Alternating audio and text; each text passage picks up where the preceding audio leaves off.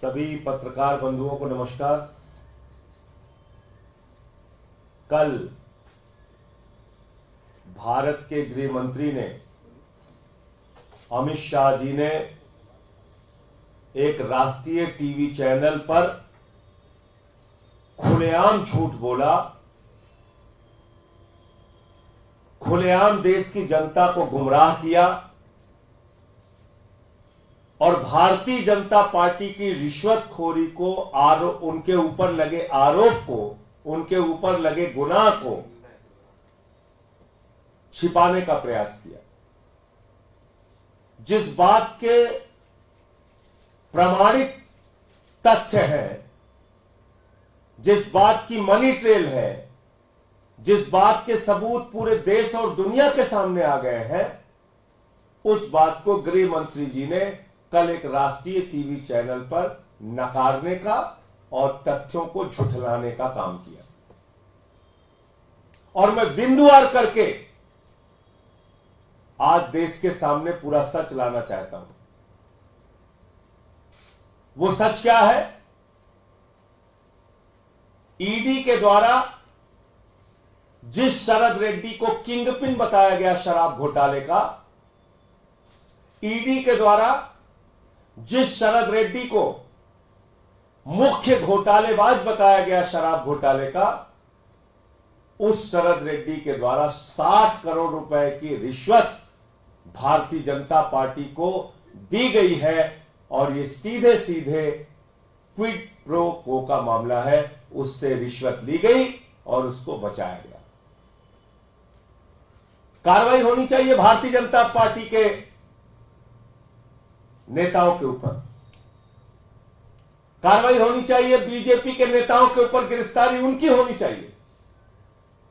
लेकिन गिरफ्तारी हो रही है अरविंद केजरीवाल की, मनीष सिसोदिया की। मुझे पकड़ के 6 महीने जेल में डाला, एक झूठा, एक बेबुनियाद केस। 500 रेड मारी गई ईडी के द्वारा और उसमें एक भी रुपए की बरामदगी न अरविंद केजरीवाल जी के घर, न मनीष सिसोदिया जी के घर। मैं अपने केस के बारे में बोल नहीं सकता। कोई संपत्ति नहीं मिली, कोई पैसा नहीं मिला, बावजूद इसके अरविंद केजरीवाल जी गिरफ्तार हो जाते हैं, मनीष सिसोदिया गिरफ्तार हो जाते हैं। सारी कार्रवाई आम आदमी पार्टी के नेताओं पर चलती है। और जब हम कहते हैं कि शरद रेड्डी ने कमल छाप दारू घोटाला जो भारतीय जनता पार्टी ने किया है, उस कमल छाप दारू घोटाले पे कार्रवाई कब होगी, तो उस पर कोई ना ईडी बोलती है, ना सीबीआई बोलती है, ना मोदी जी बोलते हैं, ना अमित शाह बोलते हैं, ना नड्डा जी बोलते हैं, ना ही एलजी साहब बोलते हैं। मैं पूछना चाहता हूं कि इस देश में दोहरा कानून चलेगा? आम आदमी पार्टी के लिए बिना सबूत के कार्रवाई और भारतीय जनता पार्टी के लिए खुलेआम सबूत के बाद कार्रवाई नहीं। यह तो अन्यायपूर्ण कार्रवाई है। और देश के गृह मंत्री जो कल अपने इंटरव्यू में स्वीकार कर रहे हैं कि उनको सब पता था, तो उसके बाद उनकी पार्टी ने रिश्वत कैसे ली ऐसे आदमी से, जिसको खुद उनकी ईडी कह रही है कि वो किंगपिन है? ये तो आभार और धन्यवाद मैं देना चाहूंगा माननीय सर्वोच्च न्यायालय का कि उन्होंने कहा कि इलेक्टोरल बॉन्ड की डिटेल जारी करो। तब यह पता चला कि ये तो रिश्वतखोरी शराब घोटाले में भाजपा ने खाई है। ये तो आभार व्यक्त करना चाहूंगा, धन्यवाद देना चाहूंगा देश की ओर से माननीय मुख्य न्यायाधीश जी का कि उन्होंने कहा कि नहीं, इलेक्टोरल बॉन्ड अनकॉन्स्टिट्यूशनल है। 5 जजों की बेंच ने कहा यह असंवैधानिक है, असंवैधानिक है, अवैधानिक है, इलीगल है, इसको जारी करो। और उसको खुलेआम प्रधानमंत्री जी भी डिफेंड कर रहे हैं और अमित शाह भी डिफेंड कर रहे हैं। रिश्वतखोरी के पक्ष में मजबूती से खड़े हुए। अब मैं आपको बिंदुवार करके बताता हूं। ये जो शरद चंद्र रेड्डी है, इसने जब इसको दिल्ली में ठेका मिला, उसके बाद नवंबर 2021 से लेके जुलाई 2022 के बीच में इसने 5 जनवरी को 3 करोड़ चंदा बीजेपी को दिया, 12 जनवरी को 3 करोड़ चंदा बीजेपी को दिया, 2 जुलाई को 1.5 करोड़ रुपए चंदा बीजेपी को दिया, 12 जुलाई को 1.5 करोड़ रुपए चंदा बीजेपी को दिया। ये कब दिया? जब उसका ठेका यहां पे चल रहा था, तो भारतीय जनता पार्टी को रिश्वत खिला रहा था वो उस समय। ये उसकी तारीख हो गई। अब आ जाइए 9 नवंबर 2022 को उसको जब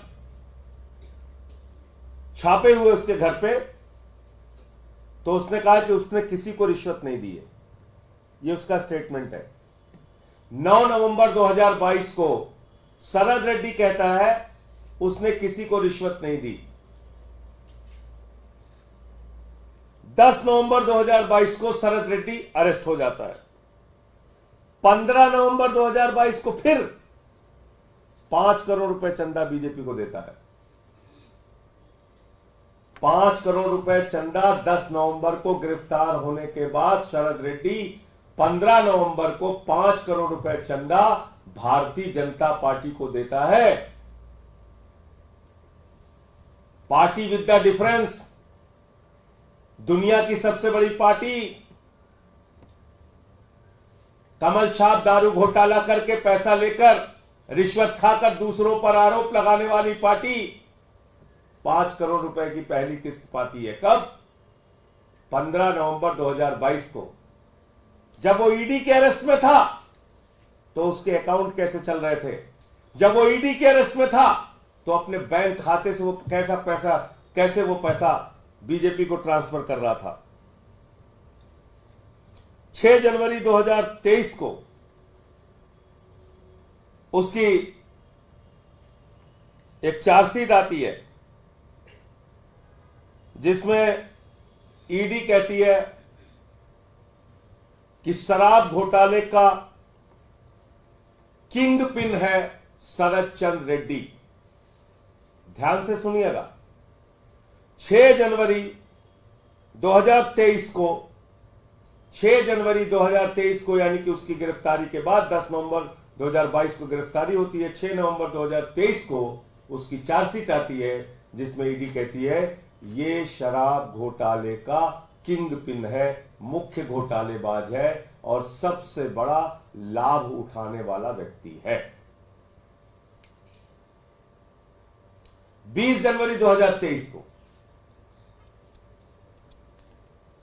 जब इसकी बेल एप्लीकेशन लगती है तो ये क्या कहता है अपनी बेल एप्लीकेशन में?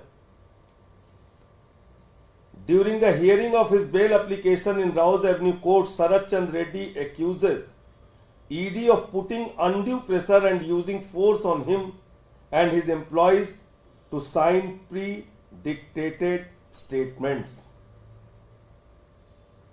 20 जनवरी 2023 को शरद रेड्डी कहता है कि उसके ऊपर और उसके कर्मचारियों के ऊपर ईडी दबाव डाल रही है अपनी ओर से कहे गए और अपनी ओर से लिखे गए बयानों पर हस्ताक्षर करने के लिए, बयानों को देने के लिए। He claimed that the accusation of paying 100 crore bribe to Delhi government officials was baseless. 20 जनवरी 2023 को शरद रेड्डी कहता है कि 100 करोड़ रुपए रिश्वत देने की बात, दिल्ली सरकार के अधिकारियों को देने की बात पूरी तरह निराधार है, झूठी है। उसकी बेल एप्लीकेशन तो पड़ी होगी, पढ़वा लीजिएगा, थोड़ा मेहनत कीजिएगा। मीडिया के लोग जैसे आम पूड़ी मिठाई पे इतनी मेहनत कर रहे हैं, थोड़ी मेहनत इस पे भी कर लीजिए। आम पूड़ी मिठाई आलू पे तो दिन रात मेहनत हो रही है, इस केस की पड़ताल तो कीजिए, सच तो लाइए देश के सामने। क्या हुआ है अरविंद केजरीवाल के साथ? और क्यों मैं बार बार कह रहा हूं कि यह गहरी साजिश है। और कल गृह मंत्री के बोलने के बाद तो पूरे देश को यह जानना जरूरी है। आगे पढ़ रहा हूं। 26 अप्रैल 2023 जब शरद चंद्र रेड्डी को 6 महीने हो जाते हैं, तब वो अचानक पलटी मारता है और 26 अप्रैल 2023 को वो बयान देता है कि 100 करोड़ रुपए की रिश्वत का कुछ हिस्सा, जिस बात को 20 जनवरी 2023 को इनकार कर रहा है, 26 अप्रैल 2023 को कह रहा है 100 करोड़ रुपए का रिश्वत का कुछ हिस्सा देने के लिए मैं एग्री किया था, मैंने सहमति दी थी।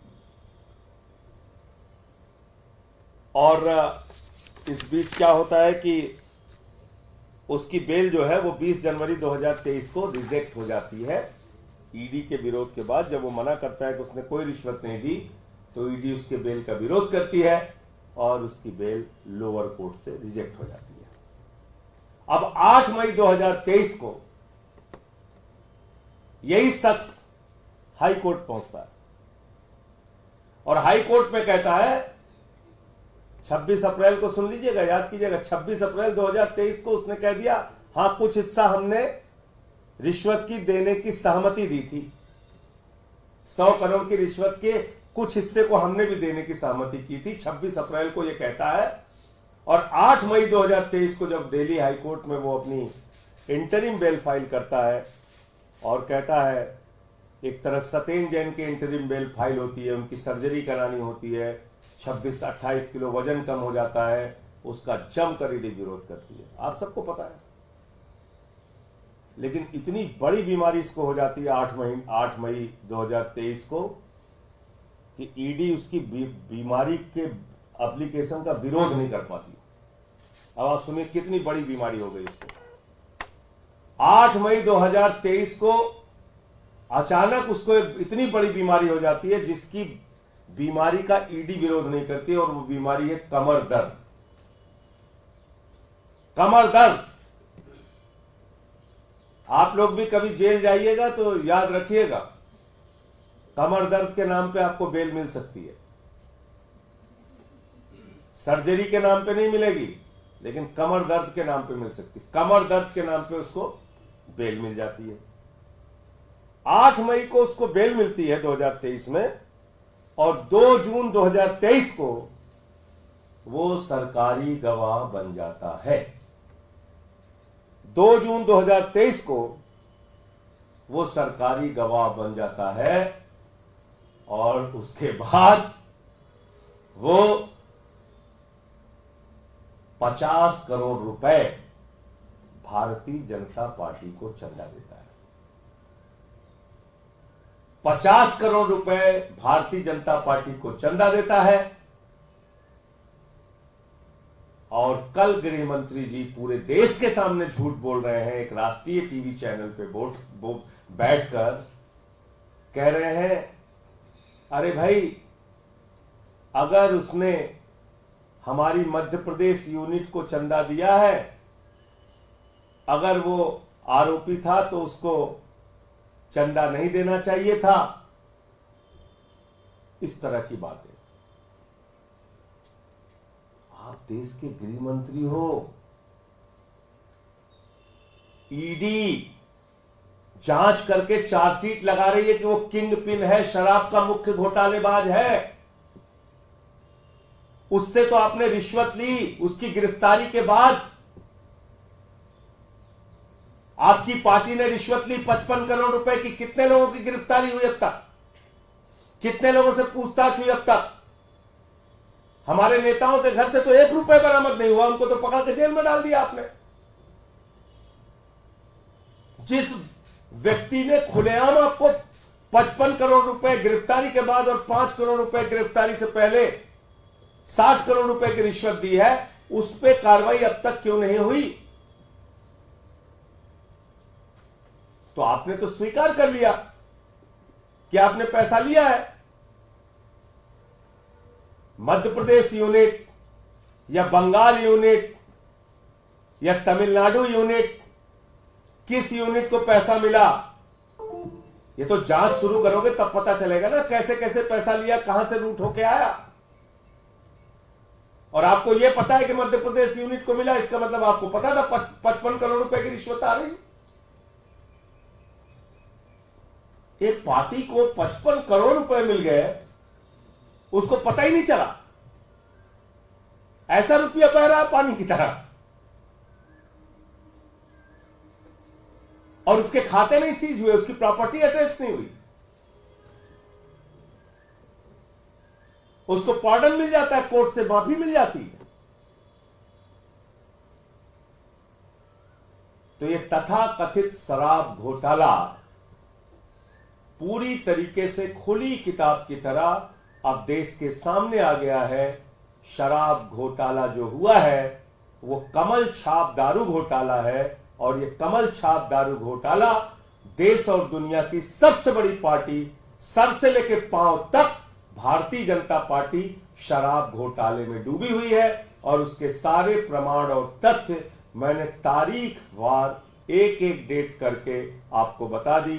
और मैं उम्मीद करता हूं कि आम, आलू, पूड़ी, केला इससे बाहर निकलकर अब कम से कम ये सत्य भी देश के चौथे स्तंभ को दुनिया के सामने, देश के सामने रखना चाहिए। मुझे इतनी बात कहनी थी। आपका कोई प्रश्न हो आप पूछ सकते हैं। संजय जी, ये एक मैं चाहता था थोड़ा सा सुन लीजिए गृह मंत्री जी को। होता है कि क्या ऐसा प्रेशर बना कि वो अप्रूवल बन गया, उसका सारी फंडिंग केवल बीजेपी को की। फंडिंग का इससे कोई लेन देन नहीं है। ये बॉन्ड उनके मध्य प्रदेश यूनिट में, मेरे पास जो primary information Madhya Pradesh unit ने लिए हैं, और रूटीन में भी है। ऑन द कॉन्ट्ररी होना चाहिए, केस होने के बाद उनको नहीं देना चाहिए। उनको रिप्रीव मिल गई ना, उनको एक तरीके से बच गए वो, कि एक तरीके से डील हो गई। क्या डील हो गई? अप्रूवल बन गए। अप्रूवल बनने से तो गुनाह कबूल करना पड़ता है राहुल। कानून का स्टेटस आपको मालूम है। पहले जेल में थे, अब छूट गए। पहले छूट गए थे, बाद में अप्रूवल बने। डील हुई ना, इसलिए छूट गए। नहीं, डील नहीं हुई है, पहले छूट गए थे वो तो। कब के? इसके 6 महीने बाद अप्रूवल बने साहब। पहली बात तो ये झूठ बोल रहे हैं, 6 महीने बाद अप्रूवल नहीं बने। जब उनको बेल हुई 8 मई को और 2 जून को वो अप्रूवल बने हैं, तो 6 महीने कहां हो गया भाई? 8 मई को तो वो छूट गए और 2 जून को वो अप्रूवल बने। और 2 जून को जब वो अप्रूवल बन गए, जब पूरे दुनिया को पता चल गया, और खुद गृह मंत्री कह रहे हैं कि अप्रूवल बनने का मतलब होता है गुनाह कबूल करना। सुन लिया आप लोगों ने? सुना आप लोगों ने ना? अभी गृह मंत्री क्या कह रहे हैं? अप्रूवल बनने का मतलब होता है गुनाह कबूल करना। तो 2 जून 2023 को तो वो अप्रूवल बन गए, गुनाह कबूल कर लिया उन्होंने। तब 8 नवंबर 2023 को आपने 50 करोड़ रुपए कैसे लिया? ये डिटेल है, इसको चेक कर लीजिएगा, इलेक्टोरल बॉन्ड की डिटेल।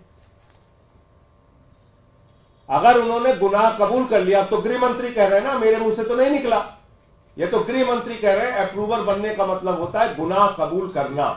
आपको कानून नहीं पता, पत्रकार को कह रहे हैं आपको कानून नहीं पता, अप्रूवल बनने का मतलब होता है गुनाह कबूल करना। तो जिस व्यक्ति ने गुनाह कबूल कर लिया,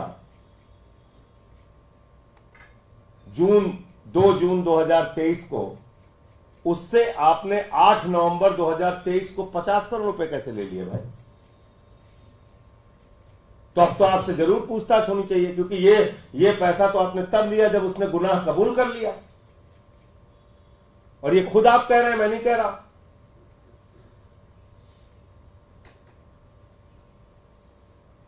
शाम को 6:30 बजे 21 मार्च को जैसे ही इलेक्टोरल बॉन्ड की डिटेल देश और दुनिया के सामने आई, जैसे ही ये पता चला कि दरअसल कमल छाप दारू घोटाला तो भाजपाइयों ने किया है, 6:30 बजे ये जानकारी आई और 7:14 पे ईडी पहुंच जाती है अरविंद केजरीवाल जी के घर।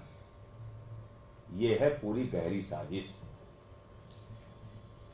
ये मैं आपको बताने की कोशिश कर रहा हूं कि जैसे ही शराब घोटाले का खुलासा होता है, कि शराब घोटाला दरअसल भाजपा ने किया है, शाम को 6:30 बजे पता चलता है।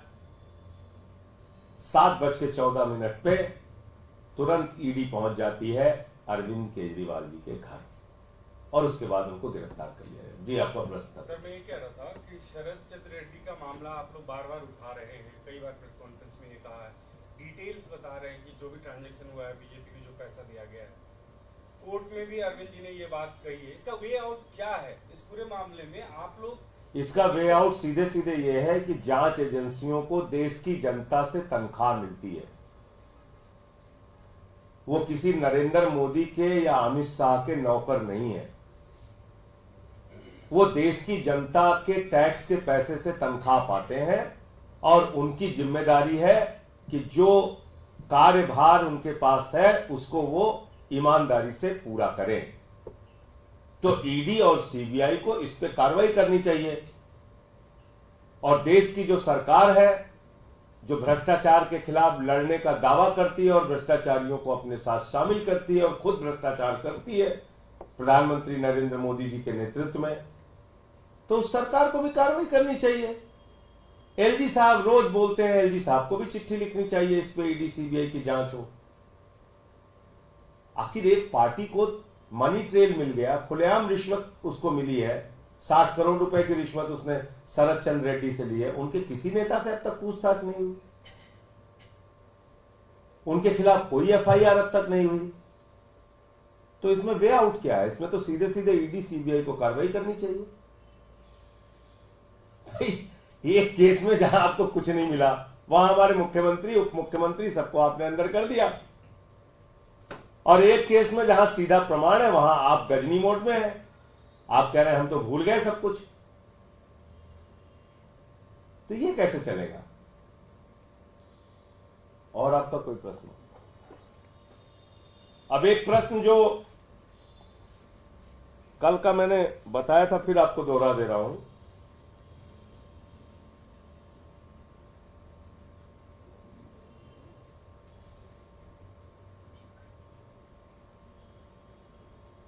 आम पूड़ी मिठाई वाले पे, क्योंकि आपको लगेगा कि नहीं उस पर तो बोले ही नहीं। तो इसका पैरा, जो कोर्ट का ऑर्डर हुआ था जिस दिन अरविंद केजरीवाल जी न्यायिक हिरासत में भेजे गए थे, 1 अप्रैल 2024 को, तो उस दिन कोर्ट ने क्या ऑर्डर किया है, कृपा करके ये आप लोग जरूर सुन लीजिए और आपके टीवी चैनल पे जब भी आम पूड़ी मिठाई चले तो ये खबर जरूर चलनी चाहिए साथ में, वरना कहीं ना कहीं वो तथ्यों को छुपाने की बात होगी। इससे ईडी के झूठ का खुलासा होता है। Jail authorities, jail hospital, the jail superintendent concerned is also hereby directed to provide the accused applicant with isabgol, glucose, toffees, banana as and when required in the case of sudden fall of his sugar level. ये court के order में है। मैं हैरान हूं कि आप लोगों ने दिखाया क्यों नहीं अब तक। इसलिए तो कोर्ट के ऑर्डर में लिखा हुआ है कि उनको ग्लूकोज, केला, टॉफी ये उपलब्ध कराई जाएगी। आप लोगों को तो शायद पता भी नहीं होगा, उनकी ईडी कस्टडी में उनकी शुगर 45 तक गई थी। किसी को पता है इस देश में? 45 तक गई थी उनकी शुगर। देश के जितने पत्रकार अरविंद केजरीवाल को जानते हैं, वो जानते हैं कि वो इंसुलिन आज से नहीं 20 साल से ले रहे हैं। पिछले 30 साल से वो शुगर के मरीज है। ये सच आखिर क्यों छिपाया जा रहा है? इसीलिए हम बार बार कह रहे हैं कि एक गहरी साजिश है अरविंद केजरीवाल के खिलाफ, केंद्र की सरकार के द्वारा, प्रधानमंत्री नरेंद्र मोदी जी की सरकार के द्वारा उनको जान से मारने की ये साजिश है। इंसुलिन न देना अपने आप में ऐसी आपराधिक कार्रवाई है जो कि जानलेवा है, जो किसी का जीवन ले सकती है। क्योंकि आप सब जानते हैं, अगर कोई शुगर का मरीज है, उसको इंसुलिन ठीक से नहीं मिली या उसका शुगर डाउन हुआ, तत्काल उसको कुछ भी ग्लूकोज खाने के लिए नहीं मिला, मीठा खाने के लिए नहीं मिला, तो उसके साथ कोई भी घटना हो सकती है। यह आप सब लोग जानते हैं। और इसीलिए कोर्ट ने ऑर्डर किया कि उनको ग्लूकोज, उनको टॉफी, उनको केला उपलब्ध कराया जाएगा। और 48 मील में से एक आलू पूड़ी चली गई प्रसाद के रूप में। आलू पूड़ी, आलू पूड़ी, आलू पूड़ी चल रहा है।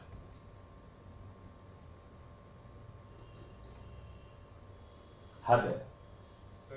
मतलब मैं तो हैरान था इनकी साजिशों को देख के कि एम्स का डाइट चार्ट लेके आ गए। बताइए आप, आपने दुनिया में कभी सुना है कि किसी मरीज को दिखाए बगैर उसकी डाइट लिख दी जाए?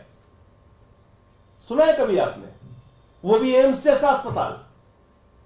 ना मेडिकल हिस्ट्री देखी गई अरविंद केजरीवाल की, ना उनका वेट लिया गया, ना उनका मसल लिया गया, ना उनके बीमारी के बारे में जाना गया, और ना ये जाना गया कि इनको किन चीजों से एलर्जी है, किन चीजों से नहीं है।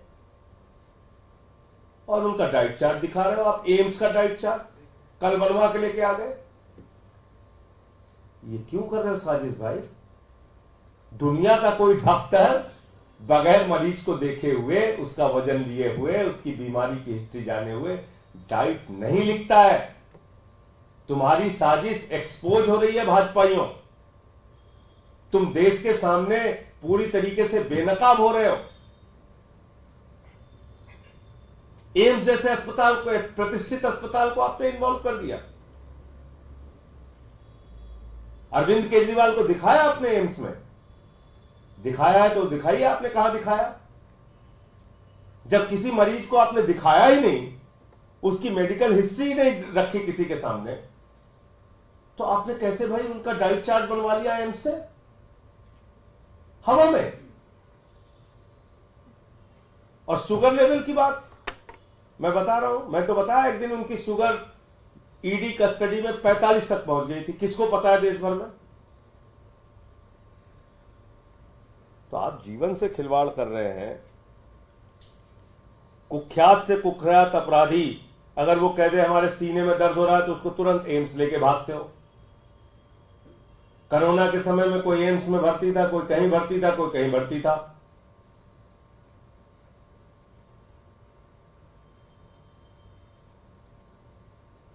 मैं आपको शुगर लेवल बताता हूं अरविंद केजरीवाल का।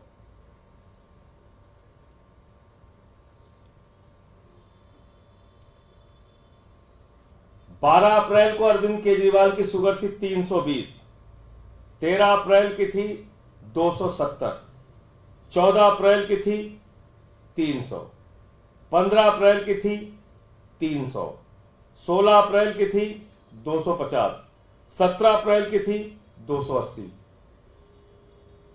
ये उनका शुगर लेवल है। तो आप मुझे बताइए कि ऐसी स्थिति में एक आदमी जो 20, 25 साल, 30 साल से शुगर का मरीज है, जिसको इंसुलिन लेनी पड़ती है, 54 यूनिट इंसुलिन लेनी पड़ती थी 24 घंटे में, उसको आप इंसुलिन नहीं दे रहे। तो मुझे ये बात कहनी थी। सर, जेल प्रशासन के थ्रू जो जानकारी मिली है और कोर्ट में ईडी के द्वारा जो दस्तावेज दिया गया है, उसमें जो रीडिंग है शुगर की और आप लोग जो बता रहे हैं, इन दोनों में बहुत अंतर है। कोर्ट के द्वारा, ईडी के द्वारा जो दिया गया है, उसमें मैक्सिमम एक बार 280 है और आप लोग 300 से ऊपर कई बार बता रहे हैं। ये डेटा कहां से आया? आपको पता है कि अरविंद केजरीवाल के पास ग्लूकोमीटर है,